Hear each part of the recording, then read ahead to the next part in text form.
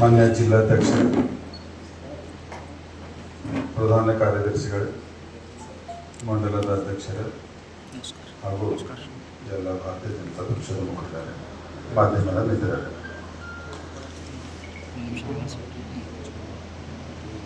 ಜಿಲ್ಲಾ ಉಸ್ತುವಾರಿ ಸಚಿವರೇ, ಬೀದರ ಜಿಲ್ಲೆಯ ಜನತೆಯನ್ನು ರಕ್ಷಿಸಿ ದರೋಡೆಕೋರರಿಂದ, ಕಳ್ಳಕಾಕರಿಂದ, ಭ್ರಷ್ಟಾಚಾರಿಗಳಿಂದ, ಅನ್ಯಾಯವನ್ನ ಮಾಡ್ತಿರುವಂತಹ ಅಧಿಕಾರಿಗಳಿಂದ, ಭಯವನ್ನು ಹುಟ್ಟಿಸುವಂತ ವಾತಾವರಣ ನಿರ್ಮಾಣವನ್ನ ಮಾಡಿದಂತ ನಿಮ್ಮ ಸರ್ಕಾರದ ಅಧಿಕಾರಿಗಳಿಂದ,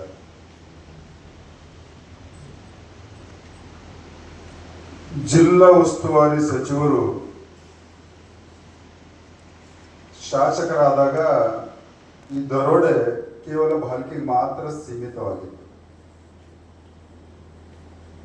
ಕಳೆದ 2 ವರ್ಷಗಳಿಂದ ಜಿಲ್ಲೆ ಉಸ್ತುವಾರಿ ಸಚಿವರಾಗಿ ಇವತ್ತು ಬೀದರ ಜಿಲ್ಲೆಯಲ್ಲಿ ಪ್ರತಿಯೊಂದು ನಗರಗಳಲ್ಲಿ ಹಾಡಹಗಲ ದರೋಡೆ, ಕಳ್ಳತನ,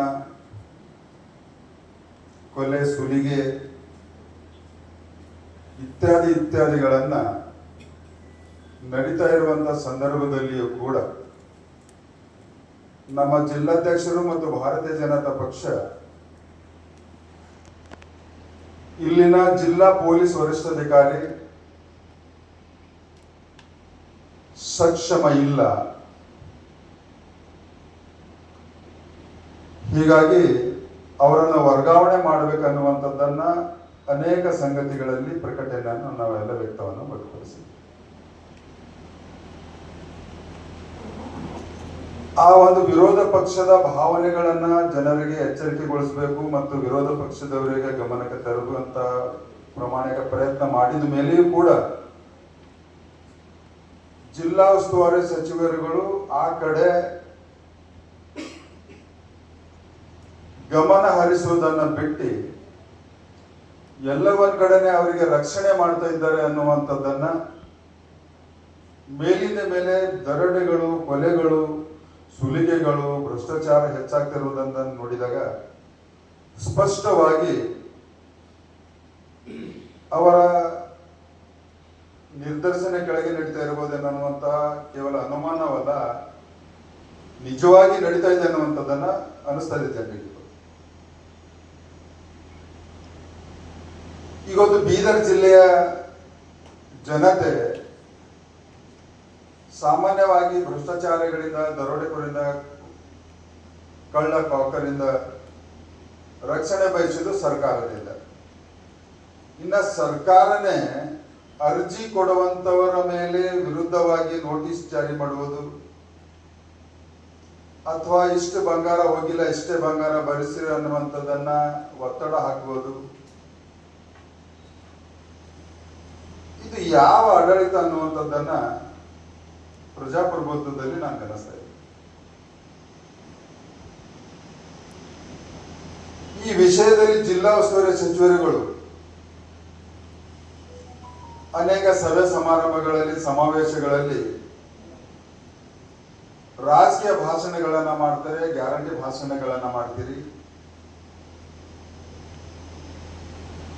ನಿಮ್ಗ ಯಾವ ಶಬ್ದದಲ್ಲಿ ಮಾತನಾಡಬೇಕನ್ನುವಂಥದ್ದನ್ನು ಕೂಡ ನನ್ನ ಮನಸ್ಸಿಗೆ ನೋವಾಗ್ತದೆ. ಜಿಲ್ಲೆಯಲ್ಲಿ ನಡೀತಿರುವಂತಹ ಘಟನೆಗಳ ನಿಮ್ಮ ಗಮನಕ್ಕಿಲ್ವಾ?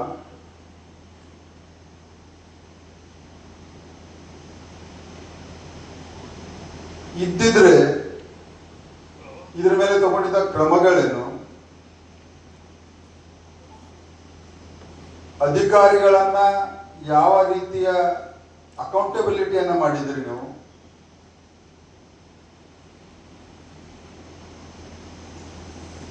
ಏನು ಮಾಡಿಲ್ಲ. ಅದಕ್ಕೆ ಸ್ಪಷ್ಟವಾಗಿ ಎಲ್ಲವಕ್ಕೂ ನೇರ ಹೊಣೆ ಜಿಲ್ಲಾ ಉಸ್ತುವಾರಿ ಸಚಿವರಿದ್ದಾರೆ. ಅವ್ರಿಗೆ ಗೊತ್ತಿರಬಹುದು ಚುನಾವಣೆ 5 ವರ್ಷಕ್ಕೊಮ್ಮೆ ನಡೀತಿದೆ ಅಂತ. ಆದ್ರೆ ಮಾನವೀಯತೆ, ಸಂವಿಧಾನದ ಮೇಲೆ ಇರುವಂತಹ ನಂಬಿಕೆ, ಪ್ರಜಾಪ್ರಭುತ್ವದಲ್ಲಿರುವಂತಹ ಭರವಸೆ ಎಲ್ಲಕ ಮೇಲಾಗಿ ಒಬ್ಬ ಜನಪ್ರತಿನಿಧಿಯ ಕರ್ತವ್ಯಗಳು, ಜವಾಬ್ದಾರಿಗಳು ಎಂದಾದ್ರೂ ಯೋಚನೆ ಮಾಡಿದಿರಾ? ಇಷ್ಟೆಲ್ಲ ಅಟ್ಟಹಾಸ ನಡೀತಿರುವಂತಹ ಸಂದರ್ಭದಲ್ಲಿ ಕೂಡ ಮೌನವಾಗಿದ್ದೀರಿ. ಮೌನದ ಅರ್ಥ ಜನ ಮಾತಾಡ್ಕೊಳ್ತಾ ಇದ್ದಾರೆ. ಎಲ್ಲಕ ದೊಡ್ಡದು ನಿನ್ನೆ ನಡೆದಂತ ಪಾರ್ವತಮ್ಮ ಗಡದ್ ಅವರ ಮನೆಯಲ್ಲಿ ಬೆಳಗಿನ ಜಾವದಲ್ಲಿ ದರೋಡ ಆದ್ಮೇಲೆ ಸ್ವತಃ SP ಅವರೇ ಮಾಧ್ಯಮದವರನ್ನ ಕರೆಸಿ ಇದನ್ನ ಸುದ್ದಿ ಮಾಡಬೇಡ್ರಿ ಅನ್ನುವಂತ ವಿನಂತಿ ಮಾಡಿಕೊಂಡಿದ್ಮೇಲೆ ಅನೇಕ ಮಾಧ್ಯಮಗಳಲ್ಲಿ ಕೂಡ ಬಂದಿದೆ. ಮೊದಲೆಲ್ಲ ನಾವು ಪ್ರಜಾಪ್ರಭುತ್ವದ 3 ಸ್ತಂಭಗಳಂತ ಹೇಳ್ತೀವಿ: ಕಾರ್ಯಾಂಗ, ನ್ಯಾಯಾಂಗ ಮತ್ತು ಶಾಸಕಾಂಗ. ಕಳೆದ 1-2 ದಶಕಗಳಿಂದ ಪ್ರಜಾಪ್ರಭುತ್ವದ 3 ಸ್ತಂಭಗಳೆಲ್ಲ 4 ಸ್ತಂಭಗಳ, ಅದರಲ್ಲಿ ನಾವು ಮಾಧ್ಯಮ ಕೂಡ ಸೇರಿಸಿದ್ದೀವಿ. ಈಗ ಇವ್ರ ಮೇಲೇನೆ ಇಂಥ ಒತ್ತಡವನ್ನ ಹಾಕುವಂತ ಗಂಭೀರವಾದ ಘಟನೆಗಳನ್ನ ಮುಚ್ಚಿಡುವಂಥದ್ದನ್ನ, ಅಂದ್ರೆ ಜಿಲ್ಲಾ ಪೊಲೀಸ್ ವರಿಷ್ಠಾಧಿಕಾರಿ ಮತ್ತು ಸಚಿವರು ಯಾವ ರೀತಿಯ ಭ್ರಷ್ಟ ಆಡಳಿತವನ್ನ ಕೊಡ್ತಾ ಇದ್ದಾರೆ ಅನ್ನುವಂಥದ್ದನ್ನ ಇದು ಸ್ಪಷ್ಟ ಉದಾಹರಣೆ. ಮತ್ತೆ ನನ್ನ ವಿನಂತಿ, ಮಾಧ್ಯಮದವರಿಗೆ ವಿನಂತಿ ಮಾಡಿಕೊಳ್ಳುವಷ್ಟು ಧೈರ್ಯ ಆ SP ಅವರಿಗೆ ಯಾಕೆ ಬಂತ ಅನ್ನುವಂಥದ್ದನ್ನ ಕೂಡ ನನ್ನ ಮನಸ್ಸಿನಲ್ಲಿ ಒಂದು ಪ್ರಶ್ನೆಯನ್ನ ಕಾಡ್ತಾ ಇದ್ದೇನೆ.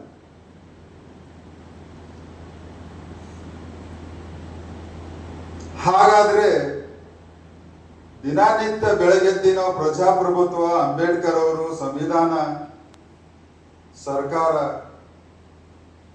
ನಂಬಿಕೆ ಇರ್ಲಿಕ್ಕೆ ಸಾಧ್ಯವ?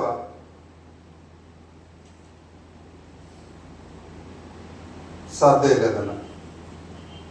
ಇದನ್ನ ಸಮಾಜದ ಕಳಕಳಿ ಉಳ್ಳವರು, ಮಾಧ್ಯಮದವರು, ಜನಪ್ರತಿನಿಧಿಗಳು ಎಲ್ಲರೂ ಸೇರಿ ಇದನ್ನ ಸ್ವಚ್ಛಗೊಳಿಸುವಂತ ಕೆಲಸ ಮಾಡಬೇಕನ್ನುವಂಥದ್ದನ್ನ ನನ್ನ ಕಳಕಳಿ ವಿನಂತಿ ಅಂತ ಹೇಳ್ಬೋದು. ಮತ್ತೆ ಇವತ್ತು ಬೀದರ್ದಲ್ಲಿ ಮೋದಿ ಸರ್ಕಾರದ 2025ರ ವಕ್ಫ್ ಕಾನೂನಿನ ವಿರುದ್ಧವಾಗಿ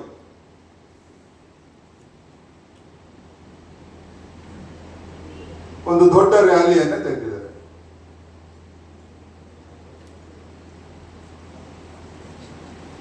ಇಲ್ಲಿನ ಸಂಸದರು ಕೂಡ ಆ ಒಂದು ವಕ್ಫ್ ಬಿಲ್ಲಿನ ವಿರುದ್ಧವಾಗಿ ಲೋಕಸಭೆಯಲ್ಲಿ ಮತದಾನವನ್ನ ಮಾಡಿದ್ದಾರೆ. ಒಬ್ಬ ಜನಪ್ರತಿನಿಧಿ ಸ್ವಲ್ಪ ಆತ್ಮಸಾಕ್ಷಿಗಾಗಲು ಕೆಲಸ ಮಾಡಬೇಕು ಅನ್ನುವಂಥದ್ದನ್ನ ನನ್ನ ಅನಿಸಿಕೆ.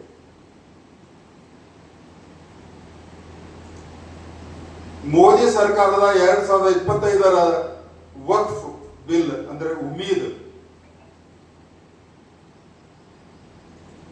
ಯಾರಿಗಾಗಿ, ಯಾವ ಕಾರಣಕ್ಕಾಗಿ, ಯಾತಕ್ಕಾಗಿ ಈ ಒಂದು ಕಾನೂನವನ್ನ ಬದಲಾವಣೆ ಮಾಡಿದ್ದಾರೆ ಅನ್ನುವಂಥದ್ದನ್ನ ಕೂಡ ಅರ್ಥ ಮಾಡ್ಕೊಳ್ಬೇಕಾಗಿತ್ತು ಸಂಸದರು. ಅರ್ಥ ಮಾಡ್ಕೊಂಡಿದ್ದಾರೋ ಇಲ್ಲೋ ಗೊತ್ತಿಲ್ಲ, ಆದ್ರೆ ವಿರೋಧವಾಗಿ ಮತದಾನವನ್ನು ಹಾಕಿದಂತೂ ಸ್ಪಷ್ಟವಾಗಿ ಮಾಧ್ಯಮಗಳಲ್ಲಿ ಬಂದಿದೆ. ಇವತ್ತು ವಕ್ಫ್ ಕಾನೂನು ಮೊದಲಿನ ಹಳೆ ಕಾನೂನಿನಲ್ಲಿ ನಮ್ಮ ಜಿಲ್ಲೆಯಲ್ಲಿನೇ ಅನೇಕ ನಮ್ಮ ರೈತರ ಜಮೀನುಗಳು, ಸರ್ಕಾರಿ ಆಸ್ತಿಗಳು, ಮಠಗಳ ಆಸ್ತಿಗಳನ್ನ ವಕ್ಫಿನ ಹೆಸರಲ್ಲಿ ನೋಂದಾಯಿಸಿರುವುದನ್ನು ನಾವೇ ಪ್ರತಿಭಟನೆಯಲ್ಲಿ ಮಾಡಿ ನಾವು ನೋಡಿದ್ದೀವಿ. 2025ರ ಮೋದಿ ಸರ್ಕಾರದ ವಕ್ಫ್ ಕಾನೂನು ಉಮ್ಮೀದು ಹಿಂದೂಗಳ ಆಸ್ತಿಯನ್ನ ರಕ್ಷಣೆಯನ್ನ ಮಾಡಬೇಕು ಮತ್ತು ದೇಶದಲ್ಲಿರುವಂತ ನಿಜವಾದಂತ ವಕ್ಫ್ ಆಸ್ತಿಯ ಲಾಭ ಬಡ ಮುಸಲ್ಮಾನರಿಗೆ ತಲುಪಬೇಕು ಅನ್ನುವಂತ ಸದುದ್ದೇಶದಿಂದ ಈ ಕಾನೂನನ್ನ ತಂದಿದೆ. ಅದಕ್ಕೆ ಬಡ ಮುಸಲ್ಮಾನರು ಇಲ್ಲಿಯವರೆಗೆ ವಕ್ಫ್ ಆಸ್ತಿಯಿಂದ ಬರುವಂತ ಲಾಭದಿಂದ ವಂಚಿತರಾಗಿದ್ದಾರೆ. ಅದನ್ನ ಸರಿಪಡಿಸಿ ಲಾಭ ಮುಟ್ಟಿಸಬೇಕನ್ನುವಂತ ಉದ್ದೇಶದಿಂದ ತಂದಿದ್ದಾರೆ. ಇವತ್ತು ದೇಶದಲ್ಲಿ ಕೆಲವು ಕಾಂಗ್ರೆಸ್ಸಿನ ರಾಜ್ಯಗಳು ಮತ್ತು ಕ್ಷೇತ್ರೀಯ ಪಕ್ಷಗಳ ರಾಜ್ಯಗಳ ಸರ್ಕಾರ ನಾವು ನಮ್ಮ ರಾಜ್ಯದಲ್ಲಿ ಇದನ್ನ ಅನುಷ್ಠಾನಗೊಳಿಸಿಲ್ಲ ಅಂದಾಗ ಲೋಕಸಭೆಯಲ್ಲಿಯೇ ಗೃಹ ಸಚಿವರಾದಂತಹ ಅಮಿತ್ ಶಾಜಿಯವರು ಇದು ಲೋಕಸಭೆ ಪಾಸ್ ಮಾಡಿದಂತ ಬಿಲ್ ಇದೆ, ಯಾವುದೇ ಕಾರಣಕ್ಕೆ ನಿಮ್ಮನ್ನ ತಪ್ಪಿಸ್ಲಿಕ್ಕೆ ಆಗುದಿಲ್ಲ ಅನ್ನುವಂಥ ಪ್ರಶ್ನೆನೇ ಬರಲ್ಲ ಅನ್ನುವಂಥ ನೇರವಾಗಿ ಉತ್ತರ ಕೊಟ್ಟಿದ್ದಾರೆ. ಇವತ್ತು ಈ ಒಂದು ಪ್ರತಿಭಟನೆಯಲ್ಲಿ ರಾಜ್ಯದ ಸಚಿವರಾದಂತ ರಹೀಂ ಖಾನ್ ಅವರು, ಈ ಕ್ಷೇತ್ರದ ಶಾಸಕರು, ಅವರ ಚುನಾವಣೆಯಲ್ಲಿ ಯಾರ್ಯಾರು ಅವರಿಗೆ ಮತವನ್ನು ಹಾಕಿದ್ದೀರೋ ಯಾವ ಹಿಂದೂ ಮುಖಂಡರುಗಳು ಮಠಾಧೀಶರುಗಳು ಅವರನ್ನ ಸಮರ್ಥಿಸಿದರು,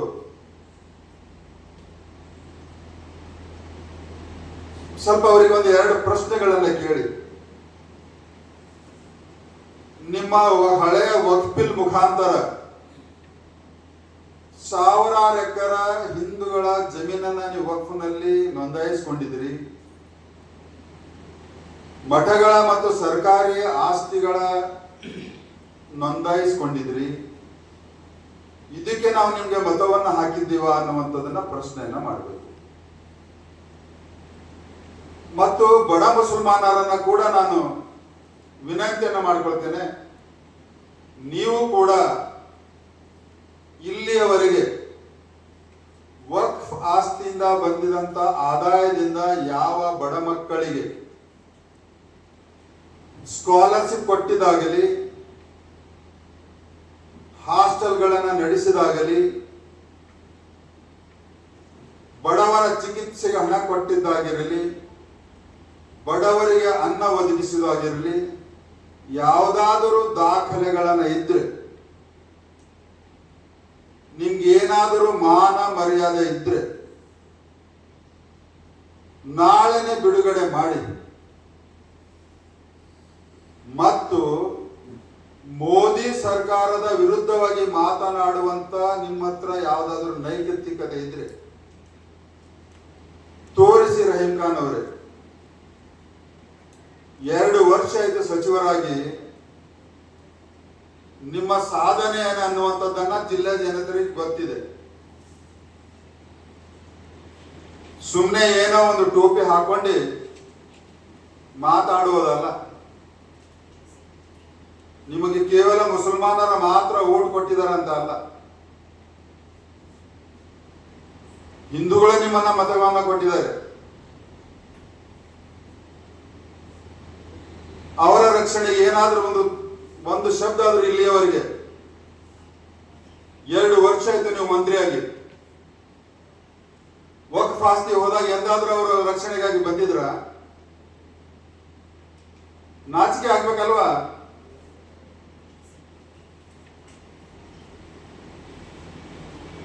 ಅನೇಕ ಮನೆಗಳ ದರೋಡೆ ನಡೆದಾಗ ಅವ್ರ ಮನೆ ಹೋಗಿ ವಿಚಾರಿಸಿದ್ರ?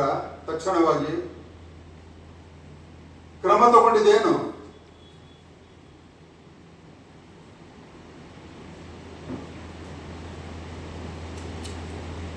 ಮತ್ತು ಇದೇ ತಿಂಗಳ 22ನೇ ತಾರೀಕದಿಂದ ಪುಲ್ವಾಮಾದಲ್ಲಿ ನಡೆದಂತ, ಪಹಲ್ಗಾಮ್ದಲ್ಲಿ ನಡೆದಂತ ದುರ್ಘಟನೆ ಅಂದ್ರೆ ಘಟನೆ ಇಡೀ ರಾಷ್ಟ್ರದಲ್ಲಿರುವಂತಹ ಹಿಂದೂ ಸಮಾಜವನ್ನಲ್ಲ, ವಿಶ್ವದಲ್ಲಿರುವಂತಹ ಹಿಂದೂ ಸಮಾಜವನ್ನ ಇವತ್ತು ಪ್ರಶ್ನೆಯನ್ನ ಮಾಡುವ ರೀತಿಯಲ್ಲಿ ಹಿಂದೂಗಳನ್ನ ನಿಮ್ಮ ಧರ್ಮ ಯಾವುದು ಅನ್ನುವಂಥದ್ದನ್ನ ಕೇಳಿ ಗುಂಡನ್ನು ಹಾಕಿದ್ದಾರೆ. ಇವತ್ತು ಭಾರತೀಯ ಜನತಾ ಪಕ್ಷ ಮತ್ತು ನಮ್ಮ ರಾಷ್ಟ್ರೀಯ ಸ್ವಯಂ ಸೇವಕ ಸಂಘ ಯಾಕೆ ಹಿಂದೂ ಜೀವನ ಪದ್ಧತಿಗೆ ಒತ್ತು ಕೊಡ್ತದೆ ಅನ್ನುವಂಥದ್ದನ್ನ ಇವತ್ತು ಪ್ರತಿಯೊಬ್ಬ ಮೂರ್ತಿ ಪೂಜೆ ಮಾಡುವವರಾಗಲಿ, ದೇವರ ಮೇಲೆ ನಂಬಿಕೆ ಇರುವವರಾಗಲಿ, ನಮ್ಮ ಶ್ರದ್ಧೆಯಿಂದ ಆಚರಣೆಗಳನ್ನು ಮಾಡುವವರಾಗಲಿ, ಇವತ್ತು ಕಣ್ಣು ತೆರೆಸುವ ರೀತಿಯಲ್ಲಿ ಪಾಕಿಸ್ತಾನದ ಪ್ರಾಯೋಜಿತ ಉಗ್ರಗಾಮಿಗಳು ನಿಮ್ಮ ಧರ್ಮ ಯಾವುದು ಅಂತ ಕೇಳಿ ಗುಂಡನ್ನ ಹಾರಿಸಿ ಸಾಯಿಸಿದ್ದಾರೆ. ಭಾರತದಲ್ಲಿ ಅದಕ್ಕೆ ಕೆಲವರು ಈ ವಿಷಯ ಅಥೆಂಟಿಕ್ ಇಲ್ಲ,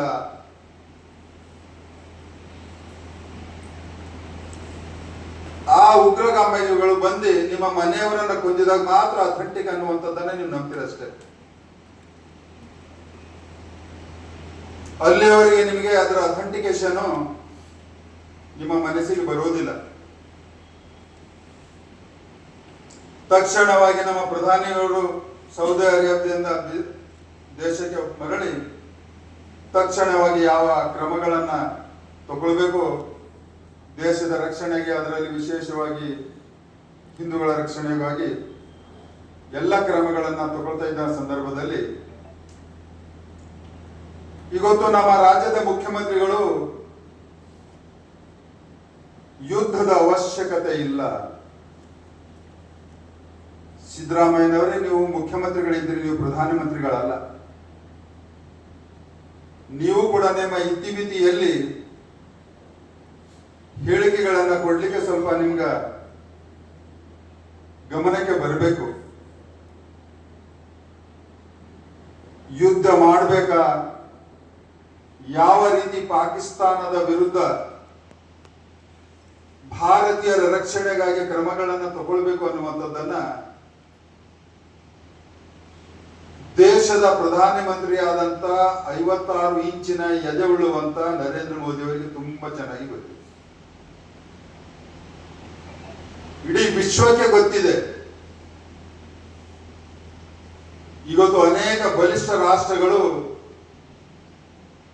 ಪಾಕಿಸ್ತಾನದ ಕೃತ್ಯವನ್ನ ಖಂಡಿಸಿ ನರೇಂದ್ರ ಮೋದಿ ಅವರ ಸರ್ಕಾರ ತಗೊಂಡಿದ್ದಂತಹ ಕ್ರಮಗಳನ್ನ ಶ್ಲಾಘಿಸಿ ಇವತ್ತು ಬೆನ್ನೆಲುಬಾಗಿ ಮೋದಿ ಸರ್ಕಾರದ ಜೊತೆಯಲ್ಲಿ ನಿಂತಿದ್ದಾರೆ. ಇಂತಹ ಒಂದು ಘಟನೆಯಲ್ಲಿಯೂ ಕೂಡ ಕೇವಲ ಮುಸಲ್ಮಾನರ ತುಷ್ಟೀಕರಣವನ್ನ ಮಾಡಬೇಕನ್ನುವಂತ ಸಿದ್ದರಾಮಯ್ಯನವರೇ ಎಲ್ಲೋ ಒಂದು ಕಡೆ ನೀವು ಮಾನಸಿಕವಾಗಿ ಇಸ್ಲಾಮ ಧರ್ಮವನ್ನ ಸ್ವೀಕಾರ ಮಾಡಿದಿರಿ ಅನ್ನುವಂಥದ್ದನ್ನ ನಿಮ್ಮ ಹೇಳಿಕೆಗಳಿಂದ, ನಿಮ್ಮ ನಡವಳಿಕೆಗಳಿಂದ, ನಿಮ್ಮ ಸರ್ಕಾರದ ಆಡಳಿತದಿಂದ ಅನಿಸ್ತಾ ಇದೆ. ಹಾಗಾದ್ರೆ ನೇರವಾಗಿ ಒಂದ್ಸರ್ತಿ ಮುಸಲ್ಮಾನರ ಕನ್ವರ್ಟ್ ಆಗ್ಬಿಡಿ, ಕನಿಷ್ಠ ಪಕ್ಷ ನಿಮ್ಮನ್ನ ಢೋಂಗಿ ಹಿಂದೂಗಳಂತ ಮತ ಹಾಕುವವರೆಗಂತೂ ಗೊತ್ತಾಗ್ತದೆ. ಹೀಗಾಗಿ ಮೋದಿ ಸರ್ಕಾರ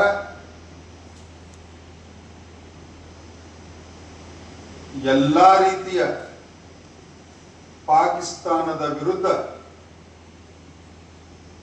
ಭಾರತದ ರಕ್ಷಣೆಗಾಗಿ ಅಂತಾರಾಷ್ಟ್ರೀಯ ಮಟ್ಟದ ರಾಜತಾಂತ್ರಿಕತೆಯ ಸಂಬಂಧಗಳಿಂದ ಪಾಕಿಸ್ತಾನವನ್ನ ಮುಂದೆಂದೂ ಹೆಡೆ ಎತ್ತಲಾಗತ್ಲೆ ಮಾಡ್ತಾರೆ ಅನ್ನುವಂಥದ್ದನ್ನ ಇಡೀ ದೇಶದ ಜನತೆಗೆ ಗೊತ್ತಿದೆ. ಹೀಗಾಗಿ ಜಿಲ್ಲೆಯ ಜನತೆಯನ್ನ ನಾನು ವಿನಂತಿ ಮಾಡ್ಕೊಳ್ತೀನಿ, ಮೋದಿ ಸರ್ಕಾರದ ನಿರ್ಣಯಗಳಿಗೆ ತಾವು ಸಹಕರಿಸಬೇಕನ್ನೋ ವಿನಂತಿಯೊಂದಿಗೆ ಇಂದಿನ ಈ ಪತ್ರಿಕೆಗೋಷ್ಠಿಯನ್ನ ನಾನು ಇಲ್ಲಿಗೆ ನನ್ನ ಮಾತನ್ನು ಮುಗಿಸ್ತೀನಿ. ಧನ್ಯವಾದಗಳು.